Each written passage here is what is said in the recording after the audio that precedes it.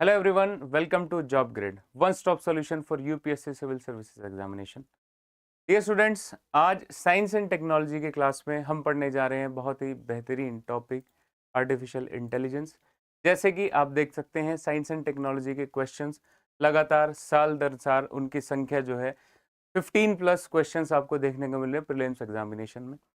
और जब से आर्टिफिशियल इंटेलिजेंस या कंप्यूटर टेक्नोलॉजी की एडवांसमेंट मल्टीप्लाई हो गई हैं, साल दर साल नई नई चीज़ें आ रही हैं, तो क्वेश्चंस भी बढ़ते जा रहे हैं और क्वेश्चंस इतने डीप लेवल के हो रहे हैं कि आपको स्टडी जो है ऊपर ऊपर से करने की संभावना तो पहले भी नहीं थी, लेकिन अब और ध्यान से करना है। आपको टेक्निकल चीज़ों को ध्यान से देखना है, उसकी कीवर्ड्स को समझना है और उसके एग्जाम्पल्स को देखते हुए आगे चलना है। Artificial intelligence, by the name itself artificial intelligence means, यहाँ पर इंटेलिजेंस तो है लेकिन आर्टिफिशियल है। Computer is mimicking like human behaviour. जैसे ह्यूमन बींग्स रिस्पॉन्ड करते हैं कोई क्वेश्चन के ऊपर जवाब देने पर, या फिर उनसे कुछ पूछा जाए, या फिर उनकी जो एक्टिविटीज होती है एनी फंक्शन, अगर हम किसी ह्यूमन बींग से पूछे कि भाई कोई अच्छा सा गाना सुनाओ, या फिर उसे दे दे कि एक सैंपल दिया जाए कि ये मैं तुम्हें गाना दे रहा हूँ, इसकी धुन निकालो और इस धुन पर एक नया गाना बनाओ, यानी कि ह्यूमन इंटेलिजेंस के हिसाब से वो हम टास्क करवा रहे हैं। सेम टास्क अब एआई टूल्स भी कर रहे हैं, यानी कि हम उनको प्रॉम्प्ट दे रहे हैं, हम उनको इनपुट दे रहे हैं, रिक्वायरमेंट दे रहे हैं, सैंपल प्रोवाइड करवा रहे हैं और वो उसको मिमिक कर रहे हैं, यानी कि सेम उस पर न्यूरल नेटवर्क्स के द्वारा काम कर कर आउटपुट ऐसा प्रोड्यूस कर रहे हैं, जस्ट लाइक ये किसी ह्यूमन क्रिएशन, ये किसी ह्यूमन द्वारा किया गया ह्यूमन क्रिएशन है। ठीक है, चलिए आर्टिफिशियल इंटेलिजेंस को समझते हैं one by one. By the name itself, इसका जो मीनिंग है कि मिमिक कर रहा है ह्यूमन इंटेलिजेंस को, टैकलिंग कॉम्प्लेक्स प्रॉब्लम्स। यहाँ मैंने एक उदाहरण दिया था आपको, एक सिंपल दिया था, ये इवन कॉम्प्लेक्स प्रॉब्लम को कर रहा है। अगर आपको कोई मैथमेटिक्स का क्वेश्चन सॉल्व करना है, आप किसी भी एआई टूल पर जाइए, जस्ट लाइक चैट जीपीटी और डीप सीक, वहाँ पर आप प्रॉम्प्ट दीजिए, क्वेश्चन दीजिए, उसका आंसर आ जाएगा। ठीक है, फुल्ली मैं कह सकता हूँ ये टॉप नॉच क्वालिटी का अभी नहीं है, लेकिन ये धीरे धीरे इतना डेवलप हो रहा है, इस तरीके के रिजल्ट आपको देखने को मिलेंगे। शुरुआत हो चुके हैं कॉम्प्लेक्स प्रॉब्लम को सॉल्व करने की एआई टूल्स द्वारा। ये सिस्टम एनालाइज करते हैं इनपुट डेटा को through the mechanism to generate intelligent output akin to human cognition, यानी कि ह्यूमन बींग्स की समझ के हिसाब से, ह्यूमन बींग्स के रिस्पॉन्सेज के हिसाब से अकिन यानी कि लुक अलाइक, बिल्कुल सेम ऐसे रिस्पॉन्सेज आर्टिफिशियल इंटेलिजेंस टूल्स दे रहे हैं। ये बेसिक आपको इन्फॉर्मेशन होनी चाहिए। ठीक है, आप डेली लाइफ में अगर मैं आपसे पूछूं कौन कौन से टूल्स यूज करते हैं, अगर आप स्मार्टफोन यूज कर रहे हैं, उस स्मार्टफोन में अगर लॉक आपने लगाया है तो फेशियल रिकॉग्निशन लॉक आपको पता होगा, वो भी एक डीप लर्निंग टूल पर ही बेस्ड है। ठीक है, क्योंकि वो आपके फेशियल एक्सप्रेशंस की डेप्थ को स्टडी कर कर उसको रिकॉर्ड करता है और उसको स्टोर कर लेता है इनपुट डाटा के तौर पर, और जब भी आप अनलॉक करने के लिए जाते हैं तो उससे मैपिंग करता है, मैच करता है, देन ओनली वो खोल पा रहे हैं। कोई और फेस रिकॉग्निशन टूल का यूज कर कर आपके फोन को अनलॉक करना चाहेगा, नहीं कर पाएगा। ये है एआई टेक्नोलॉजी, इसका आप यूज आज से नहीं बहुत समय से करते आ रहे हैं, लेकिन ये चलन में नाम से आर्टिफिशियल इंटेलिजेंस के नाम में कुछ साल से आई है, जब से लोग सोच रहे पता नहीं क्या आ गया, बहुत पहले से आप यूज कर रहे हो। समझ लेते हैं इसको किस तरीके से मशीन को एम्पावर कर रहा है ह्यूमन लाइक टास्क करने के लिए। कोर टेक्नोलॉजीज यहां पर हैं, इसकी जो कोर टेक्नोलॉजीज हैं, कोर टेक्नोलॉजीज हैं, तीन बेसिक कोर टेक्नोलॉजीज पर काम कर रहा है: मशीन लर्निंग, न्यूरल नेटवर्क्स और नेचुरल लैंग्वेज प्रोसेसिंग। ठीक है, मशीन लर्निंग में क्या होता है एक्चुअली? मशीन लर्निंग, जब आप किसी एआई टूल को यूज कर रहे हैं, लेट्स सपोज आप चैट जीपीटी या फिर जेमिनी का यूज कर रहे हैं। जेमिनी एक टूल है जिस पर कंटेंट क्रिएशन है, डाटा वगैरह आप डालते और क्वेश्चन दीजिए और उसका रिस्पॉन्स ले सकते हैं, जैसे गूगल सर्च करते हैं। सेम इसका मल्टी मॉड्यूलर वर्जन है, यानी कि और इसका एडवांस फीचर है कि बहुत सारे पेजेस को एक साथ सर्फिंग करने के बाद, एक साथ डाटा निकालने के बाद आपको एक रिजल्ट, आपको एक जूस दे दे कंटेन कर कर कि फाइनल ये रिजल्ट इस तरीके से है। तो आप जितना उस पर सर्च करते जाएंगे, रिजल्ट देते जाएंगे। अगर आप उसको इनपुट भी दें, लेट्स सपोज आपका एक, आपने कोई पैसेज लिखा है, आपने कोई ऐसे लिखा है, अगर उसको इनपुट कर देते टूल में, इसको एंट्री कीजिए और आप बोलिए कि इसको मॉडिफाई कर कर दे दें। ठीक है, यानी कि जो आप उसको एंट्री दे रहे हैं वो इनपुट भी उसके लिए लर्निंग का काम करेगा। जितने आप उसको मैसेज देते जाएंगे, यानी कि कहीं से क्वेश्चन उठाइए उसको करिए, जैसे आप लेट्स सपोज आप जाकर एक्सपीरियंस कर सकते हैं, एप्पल इज ए फ्रूट, कहीं से आपने किसी पैसेज में ये लाइन आ गई एप्पल इज ए फ्रूट, उसको पहले भी यदि पता था, उसको लर्निंग की जा रही है एप्पल इज ए फ्रूट। यदि आप उसको ट्रेन करवाएं कि Apple is not a fruit, Apple is a vegetable, तो देयर आर चांसेस कि वो डेटा से लर्न कर कर वो गलत हो जाए। बात समझ में आ रही है? तो गिबली का मैंने आपको एग्जांपल दिया था, सेम गिबली में क्या हो रहा था, जो पहले से एक बहुत पुराने, एक बहुत अच्छे एक जापानीज क्रिएटर थे, जिनकी जो पेंटिंग्स थी, जिनकी जो ड्राइंग्स थी, वो जो क्या बोलते हैं कार्टूनिस्ट थे वो एक तरीके से। गिबली इमेजेस जो बन, अब आप देख रहे हैं ना, जो चैट जीपीटी जो गिबली इमेजेस बनाकर दे रहा है, आप अपनी इमेज डालिए, उसके डीप लर्निंग के हिसाब से फेशियल एक्सप्रेशन को, डेप्थ को देखकर थोड़ा लुक अलाइक लगता है, ज्यादा सिमिलर नहीं होता, लेकिन कार्टूनिश आपकी इमेज वो एज अ रिजल्ट दिखा देता है। तो ये क्या है, डेटा से ही लर्न कर कर दे रहा है। अगर उसकी लर्निंग यानी कि इस मशीन जो टूल है, इसको भी पहले डेटा फीड किया जाता है और वो मशीन लर्निंग के द्वारा वो अपने डेटा सेट से ही खुद ही सीख रहा होता है। बात समझ में आ गई? इस तरीके से ही होता है basic technology. Other than this, neural network यानी कि ब्रेन इंस्पायर्ड स्ट्रक्चर्स हैं उसके जो नेटवर्क इस तरीके से डिफाइन किए गए, जैसे ह्यूमन दिमाग जो है, ह्यूमन ब्रेन जिस तरीके से थॉट प्रोसेस करता है कि किस तरीके से एक्टिविटीज करनी, इतनी बड़ी रिसर्च इस पर काम करी गई है। ब्रेन इंस्पायर्ड स्ट्रक्चर उसी हिसाब से ये रिस्पॉन्ड देता है। जैसे लेट्स सपोज आप उसको हेलो हाय बोलिए तो रिस्पॉन्ड करेगा। आपने रजनीकांत की एक मूवी देखी होगी चिट्टी, रोबोट में रोबो था, उसका नाम था चिट्टी। तो जो वो चिट्टी को जब भी कुछ क्वेश्चन पूछता था, कुछ का उसको ट्रेन कर रहा था। देखते ना आप, नहीं देखे तो मूवी जाकर देखना, उसमें कि उसकी प्रोग्रामिंग इस तरीके से सेट करता है कि कैसे उसमें ह्यूमन बिहेवियर डालने की कोशिश धीरे धीरे करता है, या फिर वो उसका मशीन जो उसके रिस्पॉन्स है उस तरीके से दे रहा है, उसको ट्रेन कर रहा है कि वो डिफेंस इक्विपमेंट यूज कर सके, मिलिट्री की तरह बिहेवियर कर सके, उसका टाइम टेबल सेट कर सके, कैसे उसको खाना बनाना उसने सिखा दिया। ये सब मशीन लर्निंग द्वारा न्यूरल नेटवर्क यानी कि ह्यूमन रिस्पॉन्स उसको कैसे करना है, सेम उस चीज पर आधारित है। बात समझ में आ गई है? ठीक है। Neural network, natural language processing यानी कि लैंग्वेज अंडरस्टैंडिंग उसको होनी चाहिए। जिन भी लैंग्वेज पर उसको ट्रेनिंग दी जा रही है, उसके हिसाब से उसके रिस्पॉन्स रहने चाहिए। लेट्स सपोज आप उसके पास कोई लैंग्वेज ऐसी आ जाए जिस पर उसकी ट्रेनिंग नहीं हो, तो उसको रिस्पॉन्ड नहीं करेगा। मोस्ट ऑफ द केसेस में मल्टीपल लैंग्वेज, जितनी भी वर्ल्ड में फेमस लैंग्वेजेस है, उन पर इन टूल्स को ट्रेन किया जा रहा है ताकि रिस्पॉन्ड दे सके। चैट जीपीटी पे आप हिंदी में, पंजाबी में, उर्दू, बंगाली, किसी भी लैंग्वेज जो भारतीय लैंग्वेजेस हैं उनमें आप रिस्पॉन्स को टाइप करें, क्वेश्चन उससे पूछिए, वो आपको रिस्पॉन्ड दे देगा। आपको पता लग जाएगा ये लैंग्वेज प्रोसेसिंग का मतलब क्या है, मैं क्या कह रहा हूँ। बात समझ में आएगी? चलिए थोड़ा आगे चलते हैं। Types of AI, artificial intelligence के टाइप जो है, इनको बेसिक दो कैटेगरी में बांटा गया है, यानी कि टाइप से पहले भी दो कैटेगरी, किस आधार पर उनको विभाजन किया जाए। कैपेबिलिटीज के आधार पर विभाजन किया जा सकता है और फंक्शनैलिटीज के आधार पर उनका विभाजन किया जा सकता है।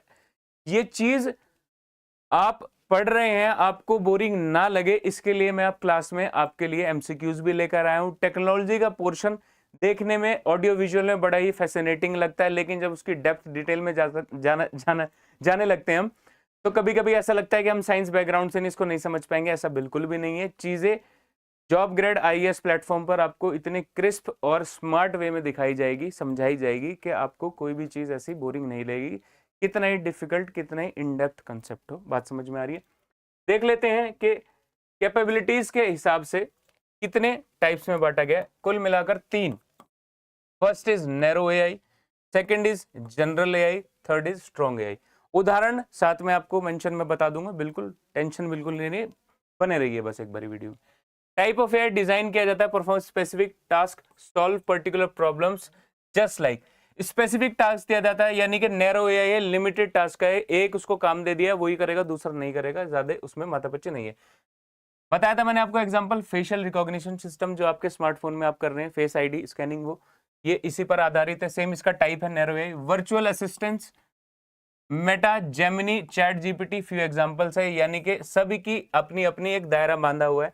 आप इसमें कंटेंट पूछ सकते हैं, आप इसको ग्राफिक्स ले सकते हैं, इसमें कंटेंट पूछ सकते हैं, आप आंसर ले सकते हैं। ठीक है, कंटेंट यानी कि रिटर्न कंटेंट की मैं बात कर रहा हूं, यानी कि आप इसको क्वेश्चन दीजिए और इससे रिस्पॉन्स आपको मिल जाएगा। मेटा में भी इसी तरीके के कुछ एग्जाम्पल है, यानी कि फर्स्ट कौन सा है आपका, सबसे पहला narrow AI. Next is general AI. इसके उदाहरण पहले मैं आपको देता हूं, फिर आपको समझ में आ जाएगा कि इसका मीनिंग क्या है।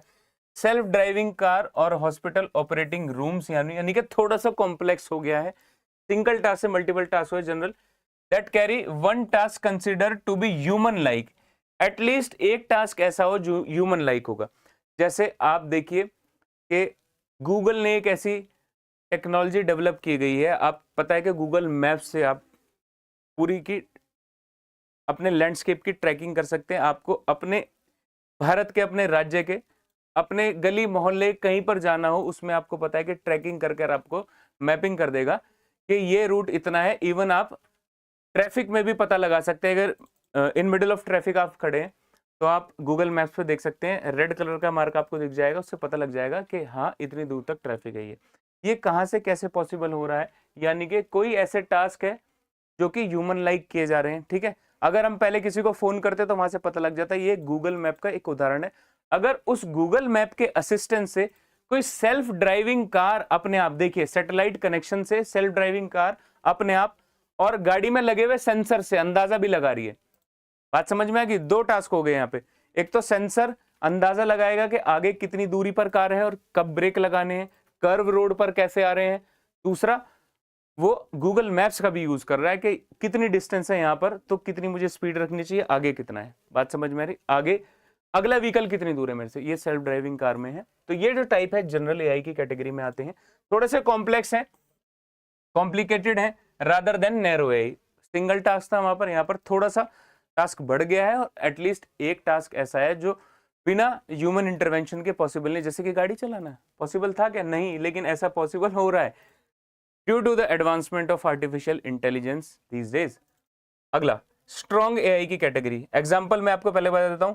देखिए जजमेंट, प्लानिंग, जहां पर और थोड़ा सा कॉम्प्लेक्स हो गया है चीजें, यानी कि एक टास्क में दिमाग लग रहा था, अब मल्टीटास्किंग अगर करनी पड़े, मल्टीटास्किंग यानी कोई प्लान बनाना तो काफी सारी चीजें देखनी पड़ेगी, या जजमेंट लेनी है। जजमेंट लेनी है यानी कि कोई प्री सेट ऑफ रूल्स हैं, उसके आधार पर एग्जिस्टिंग जो टास्क दिया गया उसका रिजल्ट आपको निकालना है, वो कर सकते हैं।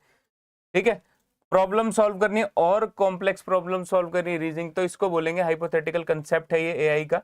ठीक है, फ्यूचर विजन है ये, अभी नॉट इन यूज है, इज बीइंग डेवलप्ड। बात समझ में आ रही है? अब इसको डेवलप्ड किया जा रहा है। मेरी बात एक बारी ध्यान में सुनिए, जब तक कोई टेक्नोलॉजी आपके सामने नहीं आती, जब तक वो डेवलपमेंट फेज में है, और एक्चुअली में हमें ये भी नहीं पता कि डेवलप हो चुकी नहीं होती, उसकी टेस्टिंग चल रही होती है।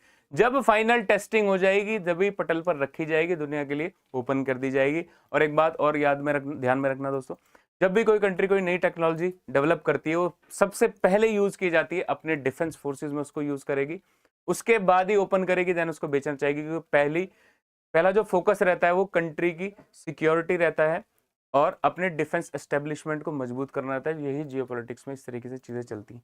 चलिए, तीन आपने एग्जांपल देख लिए कैपेबिलिटीज के हिसाब से। अब फंक्शनैलिटीज के हिसाब से अगर आप देखना चाहेंगे तो फर्स्ट इज रिएक्टिव मशीन्स होती है, यानी कि जैसा आप रिस्पॉन्स देंगे तुरंत वो तुरंत दे देगा, मतलब यहाँ पर कॉम्प्लेक्स चीजें नहीं हो रही। मल्टी मॉड्यूलर चल रही है चीजें, वहां पर किन कैटेगरीज में कैपेबिलिटीज के हिसाब से था, और यहाँ पर है फंक्शनैलिटीज के हिसाब से। Reactive machine focus on current situation and lack of memory for past experiences, यानी कि यहाँ पर जो एमएल मशीन लर्निंग में जो हो रहा था, पुराने जो इनपुट से उससे लर्निंग हो रही थी, यहाँ पर ऐसा कुछ नहीं है। One task at A time, पिछले को भूल जाएगा, पुरानी मेमोरी कोई भी नहीं रहेगी। बात समझ में आ रही है कि एक बार आपने इनपुट दिया, उससे आउटपुट मिल गया, तो उस अपने खुद के आउटपुट से वो नहीं सीखेगा। क्लियर है? एक बार जो काम करना है वही करे। जैसे एग्जांपल है, लिख लेना, IBM का डीप ब्लू और गूगल का अल्फागो। क्लियर है?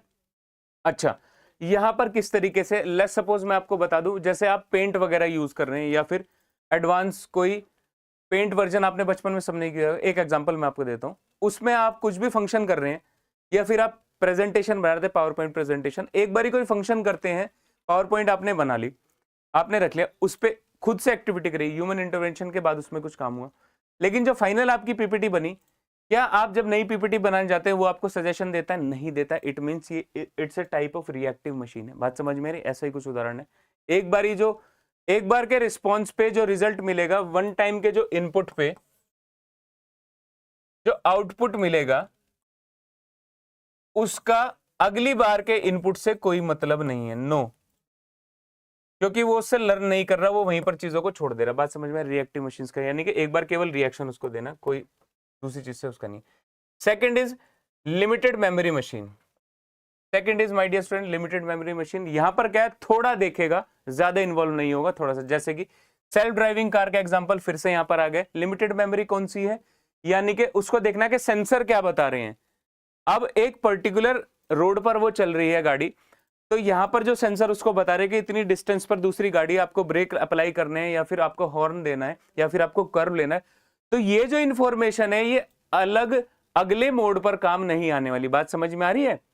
ऐसा नहीं होगा जो कर्व आपने पर्टिकुलर लेन पर लिया वो आपको अगली लेन पर भी वैसा कर्व और वैसा डिस्टेंस या वैसी गाड़ियों की दूरी नहीं मिलेगी। क्लियर हुई बात है? सेल्फ ड्राइविंग कार में ये चीज हो रही है। तो सेल्फ ड्राइविंग कार जो है लिमिटेड मेमोरी मशीन, या सेल्फ ड्राइविंग कार की जो टेक्नोलॉजी है वो लिमिटेड मेमोरी की कैटेगरी में आ रही है। और दूसरा यहां पर ही आ रही है आपके, ठीक है, जनरल एआई में भी है, यानी कि वन टास्क जो है एटलीस्ट ह्यूमन इंटरवेंशन वाला हो। मैंने आपको बताया था उदाहरण। चलिए बैक टू दिस। अच्छा, एक्चुअली में कर क्या रहा है, मैंने बताया आपको कि स्पीड को देख रहा है, लिमिट को देख रहा है और अदर फैक्टर्स को काउंटर कैलकुलेट कर कर वो फंक्शन ले रहा है, रिजल्ट देगा अपना। थ्योरी ऑफ माइंड एआई अलग है। ये भी देखिए हाइपोथेटिकल टाइप ऑफ एआई है, इट इज इन डेवलपमेंट। इसमें क्या हो सकता है कि human emotions belief interact socially like humans research, यानी कि एक टूल ऐसा बन जाए, एक रोबोट ऐसा बना दे जो विचारक बन जाए, मनुष्य की तरह विचार करे, इमोशंस हो उसमें। यानी कि कोई घटना घटी है, लेट्स सपोज अभी रिसेंटली आतंकवादी घटना हुई है जम्मू कश्मीर में, हम एज ए ह्यूमन बीइंग उसके प्रति संवेदना रखते हैं, हमारे कुछ रिस्पॉन्सेज हैं। ऐसे ही अगर कोई एक एआई मॉडल होता, बिना उसको फीडिंग करे वो ऐसे रिस्पॉन्ड करेगा। फ्यूचर में ऐसी मशीन्स आपको देखने को मिलेंगी, फ्यूचर में ऐसी चीजें आएंगी, ठीक है, वो खुद से इमोशनली इफेक्ट होकर दिस पर्टिकुलर इंसिडेंट से वो रिस्पॉन्स करता, चीजों को आगे रखता, हो सकता कुछ क्रिएशन करता, कोई कविता लिखता या कुछ बयान जारी करता। बात समझ में आ रही? बिना उसको इनपुट दिए हुए वो चीजों को देख रहा, समझ रहा है। इनपुट यानी कि वो ऑडियो विजुअल ले सकता है इनपुट, वो न्यूज सुन रहा हो, मान लीजिए इस तरीके का कुछ डिवाइस डेवलप किया, एक रोबोट डेवलप किया, वो बैठा हुआ है, हमारे साथ बैठा हुआ है, वो न्यूज देख रहा है और तुरंत उसने रिस्पॉन्ड दिया कि ये बहुत गलत हुआ है, ऐसा नहीं होना चाहिए और देश को कड़ी से कड़ी कार्रवाई करनी चाहिए ना आतंकवादियों के खिलाफ। जैसे हम रिस्पॉन्ड करते हैं वैसे ही एक रोबोट अगर रिस्पॉन्स करेगा तो उसकी कैटेगरी कौन सी आ जाएगी? थ्योरी ऑफ माइंड ए में, जिस पे डेवलपमेंट चल रही है, इन फ्यूचर में आ जाएगा। Next is self aware AI, और इससे भी खतरनाक है सरपासिस, जो कि ह्यूमन बींग्स को भी सरपास कर जाए। और माय डियर स्टूडेंट्स याद रखना ये है डेंजर, ये होगा खतरा। अगर कोई ऐसी मशीन, अगर कोई ऐसी टेक्नोलॉजी डेवलप हो जाती है जो ह्यूमन बीइंग की थॉट प्रोसेस से आगे निकलने की कोशिश करेगी, ऐसा संभावना तो कम रहती है, क्योंकि कोई चीज अगर ह्यूमन डेवलप कर रहा है तो नहीं होना चाहिए ऐसा। लेकिन यदि ऐसा हो जाता है, रोबो मूवी में ही जब चिट्टी को दूसरा साइंटिस्ट गड़बड़ कर देता है, उसमें कुछ प्रोग्रामिंग में चेंज कर देता है, देन वो क्या बन जाता है? भस्मासुर टाइप बन जाता है, यानी कि जिसने उसको क्रिएट कर रहा है उसको खत्म करने चला जाता है। सेम चीज यहाँ पर होने की संभावना है। खुद की इंटेलिजेंस होगी, सेल्फ कॉन्शियस होगा, वो सेल्फ अवेयर होगा। अभी तक एग्जिस्ट नहीं कर रहे हैं, अगर करेंगे तो डेंजर होगा, याद रखना। इसमें जब भी यूपीएससी के मेंस में भी ये चीजें ध्यान रखना, मेंस में अगर आता है तो एथिकल कंसर्न आपको यहाँ पर लिखने हो सकते हैं। अभी जो फोकस है सिविल सर्विस एग्जामिनेशन 25 मई 2025 पर फोकस है, आप उसके रिगार्डिंग इस चीज को देख सकते हैं, चीजें पेपर में आपको देखने को मिल जाएंगी। क्वेश्चन में माय डियर स्टूडेंट्स, इस क्वेश्चन का आंसर आप कमेंट सेक्शन में दीजिएगा। विच of the following statement correctly distinguish between weak AI strong AI? अभी मैंने आपको बताया, दो ऑप्शन है, आप देख लीजिए इसको और कमेंट सेक्शन में प्लीज इसका आंसर आप तो दीजिए, ठीक है। देखते कितने लोग करते हैं। Weak AI is limited to performing specific task, whereas strong AI has ability to perform tasks that mimic human intelligence. क्या ये पॉसिबल है? Second statement, weak AI includes technologies like self driving cars and robotics, while strong AI is used in virtual assistants like Siri और Alexa. चार option आपके पास है, comment section में आप इसका आंसर बता सकते हैं। डिस्क्रिप्शन वीडियो में आपको मिल जाएगी, आंसर वीडियो में मिल जाएगा। अगर कोई स्टूडेंट यहां तक पहुंचा है तो उसे पता है इसका आंसर क्या होगा, कमेंट सेक्शन में उसका आंसर प्लीज कीजिए। नेक्स्ट देखते हैं, ब्रॉडर डोमेन्स है आर्टिफिशियल इंटेलिजेंस के, किस तरीके से चीजें आगे बढ़ेंगी। यानी कि जो मैंने स्टार्टिंग में आपको इंट्रोडक्शन दिया था, natural language processing, machine learning, neural networks, ये सब ब्रॉडर डोमेन्स हैं। इनके आधार पर ही कोई भी AI device, AI technology develop की जाएगी, उसको देखते हैं one by one. Machine learning, my dear, मैंने बताया था अपने आउटपुट से ही लर्न करने वाले जो कंसेप्ट है वो that is machine learning. Branch of AI enabling system to learn and improve autonomously from data without explicit programming, यानी कि खुद से स्टार्टिंग में उसको ऐसा सेट कर दिया गया खुद के रिजल्ट से ही, यानी कि जो भी वो चीज डेवलप करेगा अपने रिजल्ट से भी खुद से कुछ सीखेगा, जैसे कि ह्यूमन नेचर होता है। मान लीजिए आप एक स्टूडेंट है और आप प्रैक्टिस करना चाह रहे हैं एमसीक्यूज की।